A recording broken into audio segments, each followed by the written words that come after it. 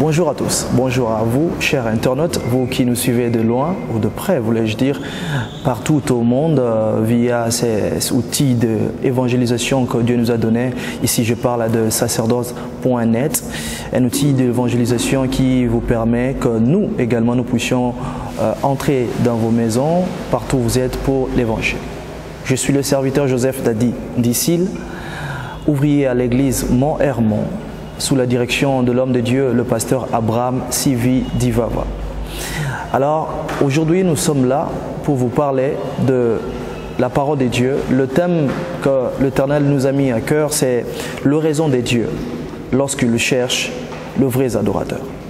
L'oraison des dieux lorsqu'ils cherchent le vrai adorateur, c'est ce thème que Dieu nous a mis à cœur pour que nous puissions parler durant ces instants. Ainsi, notre texte de base, comme vous le savez déjà, nous allons prendre le livre de Jean chapitre 4, verset 23. Jean chapitre 4, verset 23. Et c'est là que vous allez comprendre beaucoup de choses. Je suis dans Jean chapitre 4, verset 23. Il est dit comme ça. La Bible dit, « Vous adorez ce que vous ne connaissez pas. Nous nous adorons ce que nous connaissons, car le salut vient du peuple juif. Mais l'heure vient, et elle est déjà venue, où les vrais adorateurs adoreront le Père en esprit et en vérité, car, j'aime ça, car le Père recherche des hommes qui adorent. » Ça c'est, je suis dans la version Semeur. Dans d'autres versions, Louis II dit, car ce sont là les adorateurs que le Père recherche. Ainsi, dans notre thème d'aujourd'hui, je vais parler de l'oraison des dieux lorsqu'ils cherchent le vrai adorateur. Y a-t-il des raisons qui font que Dieu quitte le ciel pour descendre, entrer dans nos rues, entrer dans nos avenues pour chercher les adorateurs? Ainsi, nous allons le découvrir avec vous.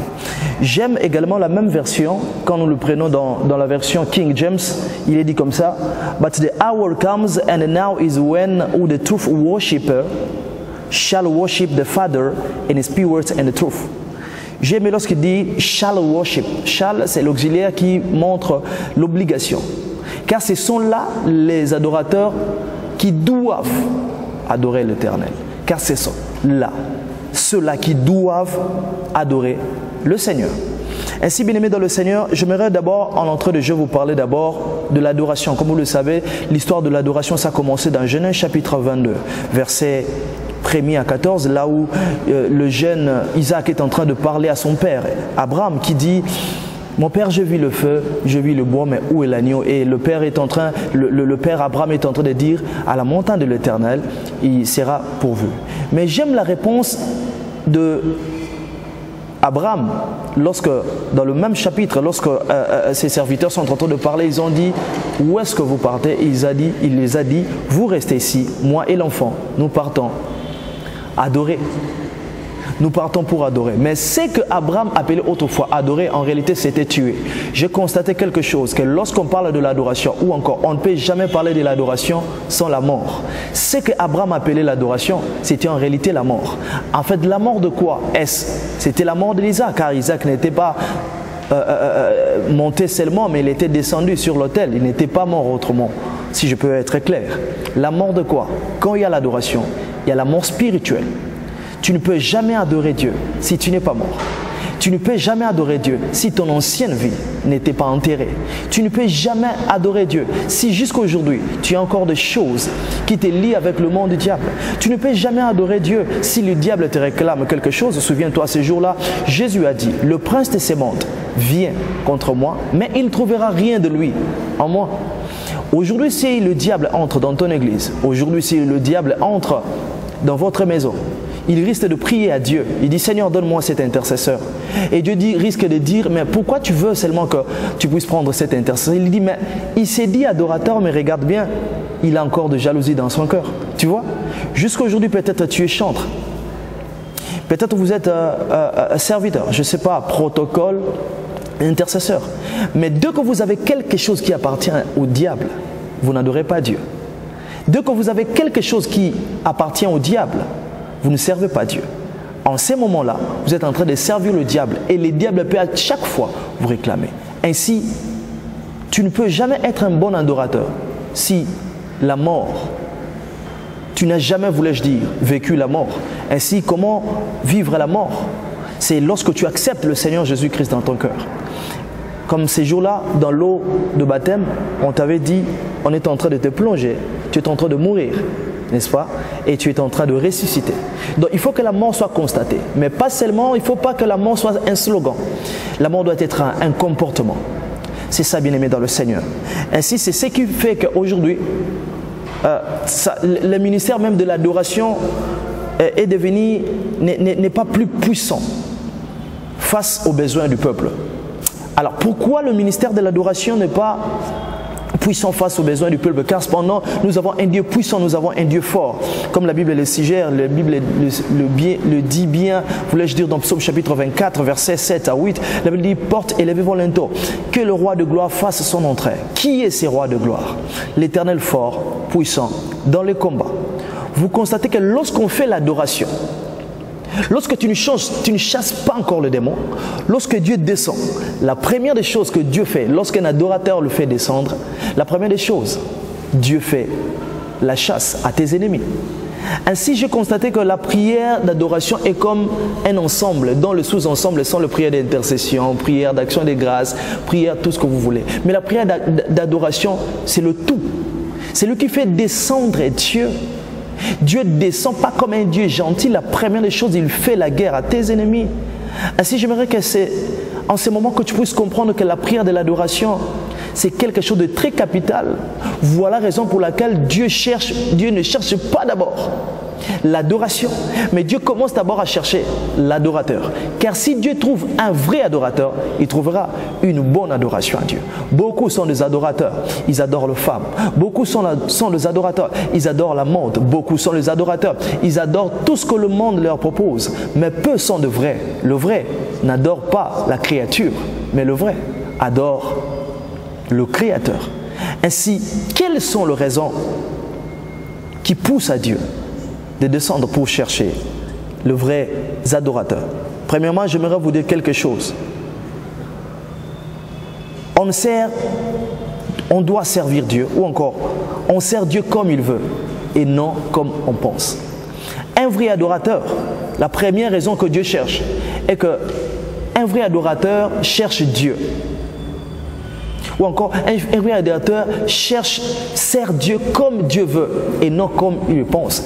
Tu ne dois jamais servir Dieu comme tu le penses, mon frère. Tu ne dois jamais servir Dieu comme toi tu le penses, ma soeur. Bien-aimé dans le Seigneur, j'aimerais marteler là-dessus.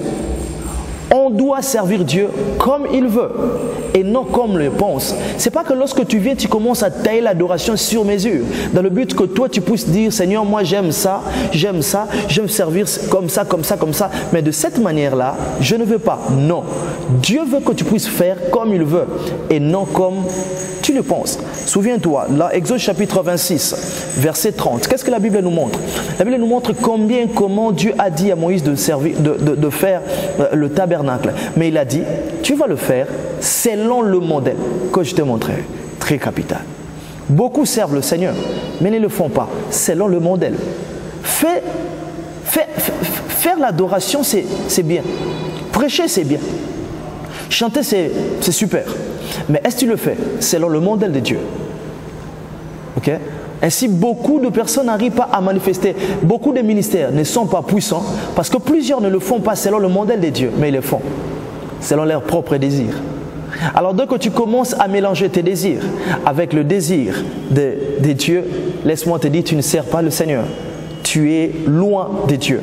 Vous savez, à chaque déroulement de culte, il y a un modèle que Dieu donne. Même pour faire le service de délivrance, il y a un modèle que Dieu donne. Alors tu ne dois pas marcher dans la monotonie, car à chaque conduite de culte, Dieu te livrera toujours, bien aimé dans le Seigneur, un modèle à faire. Alors le fais-tu selon ce que tu as vu ou selon toi?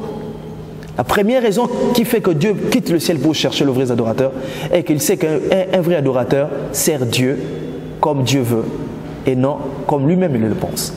Souviens-toi ces jours-là, Dieu également a dit à Noé, il a dit, tu vas me faire quelque chose, il s'agissait bel et bien de l'arche. Mais il a dit, tu vas le faire selon le nombre, le coudé que je te donnerai. Écoute, un jour Dieu était en train de me dire, tu sais, tout serviteur de Dieu est comme Noé, qui a reçu la parole de Dieu, qui a écouté Dieu, qui doit servir le Seigneur. Mais attention avec le coup d'œil que le Seigneur vous a donné. Alors faites attention lorsque vous voulez, à force de regarder le ministère d'autrui, à force de regarder d'autres personnes, vous risquez de servir ou encore de créer un arche qui ne sera pas à la modèle de Dieu. Vous risquez de diminuer la porte qui devait avoir 20 coudées à une porte de 5 coudées. Et en ce moment-là, les girafes et les éléphants seront dehors. Ainsi, beaucoup de ministères.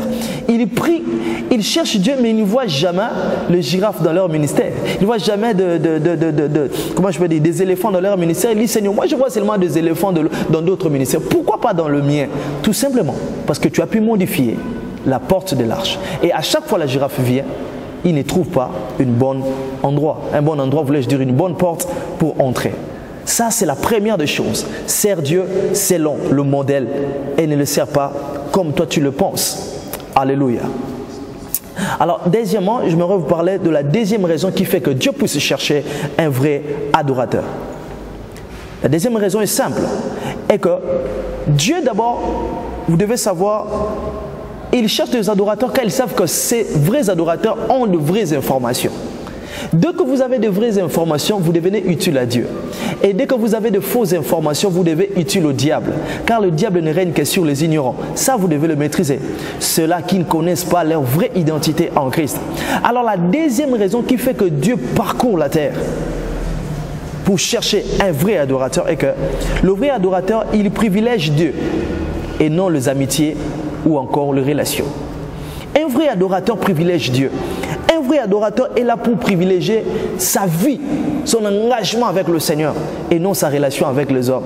Si son engagement avec les hommes, avec Dieu, fera que les hommes puissent le quitter, il est prêt à tout. Frère, la première des choses que tu dois faire, cherche à vivre, cherche à comprendre que ton engagement sacré avec le Seigneur, tu dois le privilégier. Souviens-toi ces jours-là, je suis dans Exode chapitre 32, verset 19 à 26. C'est l'histoire où Moïse revenait de la montagne pendant qu'il descendait. Il a vu Aaron et les enfants d'Israël en train de faire ce qu'on appelle le veau d'or. La Bible dit Moïse ces jours-là était dans la colère, voire même il a pu briser le table de la loi. Bien aimé, qu'est-ce que j'ai compris? Pendant que Moïse n'était pas là, le peuple était resté seul, sans la voix de Dieu. Et ils ont dit à Aaron qui était là, tu ne peux pas nous faire un Dieu pour que nous puissions voir. Le Seigneur te pose la question, que fais-tu lorsque lui ne parle pas? Car plusieurs aujourd'hui, lorsque Dieu ne parle pas, il parle à la place de Dieu.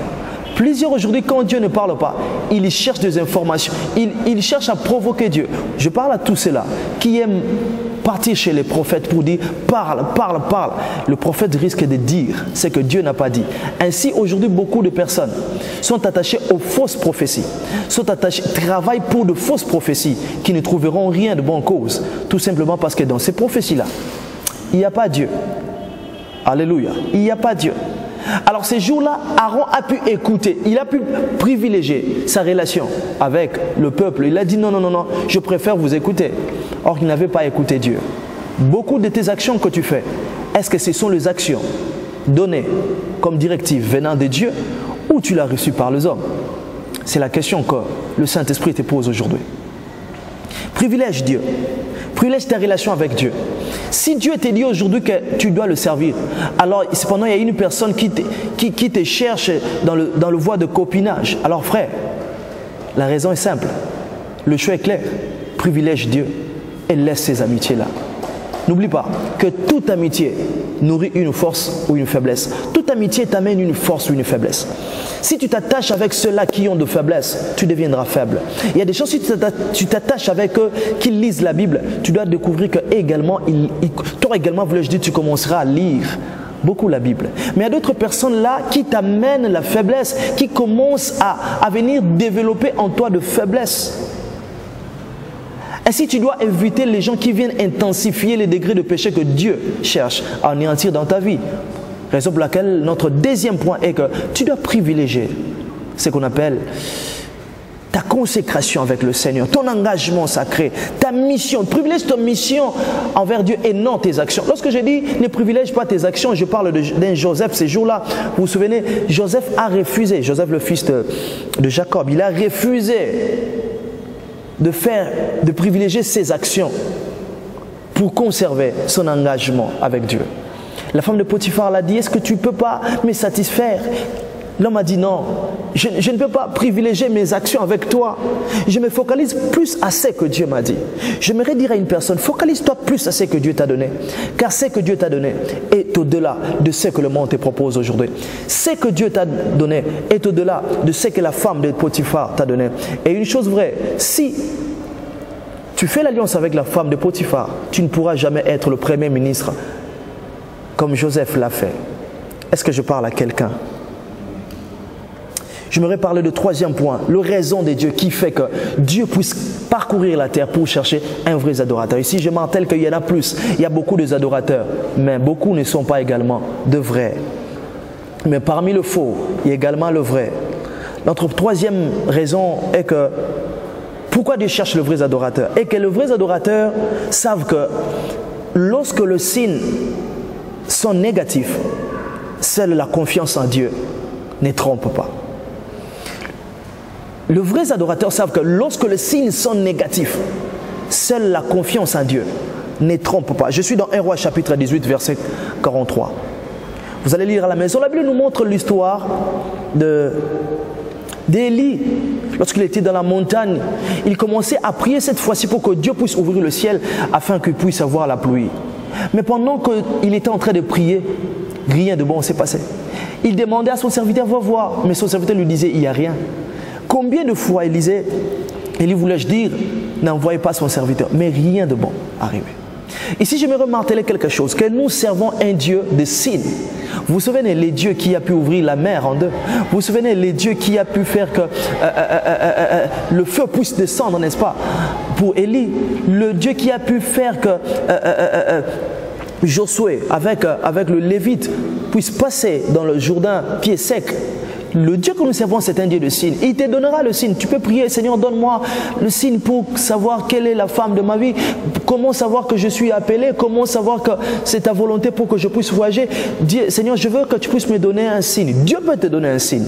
Mais que faire lorsqu'il n'y a pas de signe? Car beaucoup, lorsqu'il n'y a pas de signe, ils commencent à aller toucher à la magie.